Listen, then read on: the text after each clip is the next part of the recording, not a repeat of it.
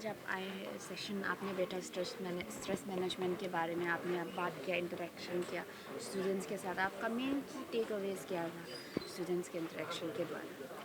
Take अवेज़ तो सभी ने अपना अपना लिया होगा, लेकिन जो मेरी तरफ से जो मैं चाहती हूँ कि हम अपने ऊपर विश्वास करें और जिन बातों में चिंता होती है, कहीं ना कहीं मन के अंदर कोई खालीपन है, कोई नेगेटिविटी है, तो अगर हम मेडिटेट करते हैं तो मेडिटेशन से हमें अपने ऊपर, अपने अंदर के वो खालीपन को भरने का एक मौका मिलता है। और जब हम अंदर से पॉजिटिविटी से भरे हुए होते हैं तो there is no margin for stress.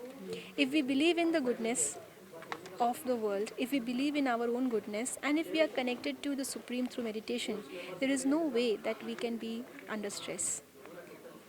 तो मैम, कॉन्स्टिट्यूशन डे में जैसे पिंक कॉन्स्टिट्यूशन हो रहा है, इस बार वुमेन को रिजर्वेशन भी देने वाले हैं सरकार से, आप क्या मैसेज देंगे वुमेन को? महिलाओं के अंदर डेफिनेटली बहुत शक्ति है, किसी से कम नहीं है, लेकिन जितनी हमको एक राइट्स मिल रही हैं उतनी ही ड्यूटीज़ भी हमारी है।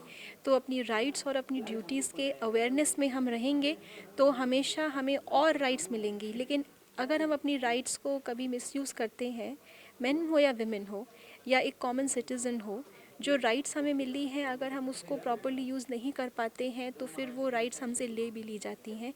इसलिए I personally believe in as a women, I can definitely advocate on this कि women do have immense power, women do have a lot of soft power जिसकी आज दुनिया को ज़रूरत है। better decision making and better humility and understanding of the problem।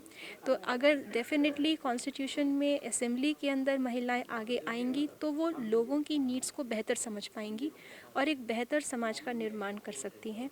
जैसे women को जननी कहते हैं, तो एक नए समाज की जननी भी विमेन बन सकती है अगर वो अपनी राइट्स और ड्यूटीज़ को पहचान करके उन दोनों का प्रॉपर इस्तेमाल करते चले। तो मैम, आप यूथ को क्या मैसेज देना चाहेंगे? जैसे आपने मोबाइल के बारे में आज कहा कि आपको मोबाइल यूज़ करता है और आदमी को लिमिट में यूज़ करना चाहिए, उसके बारे में आप?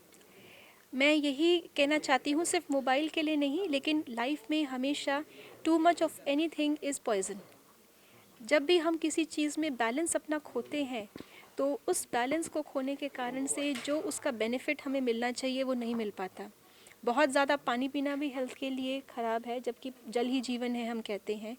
भोजन हमें शक्ति देता है, लेकिन बहुत ज़्यादा भोजन हम जब खाते हैं तो वो हमारी शक्ति ले भी लेता है, क्योंकि उसको डाइजेस्ट करने में भी शक्ति लगती है। ऐसे ही too much of information is also not healthy for our cells. तो सिर्फ मोबाइल ही नहीं, हर चीज़ के लिए और ख़ास तौर से मोबाइल के लिए, क्योंकि हमें हमेशा अपनी लाइफ में एक डिसिप्लिन सेट करना पड़ता है। और जो स्टूडेंट्स की ये एज है, यही एज है अपनी पूरे ज़िंदगी के लिए कोई ना कोई डिसिप्लिन सेट करने की। तो टेक्नोलॉजी एंड एवरीथिंग एक दो धारी तलवार है।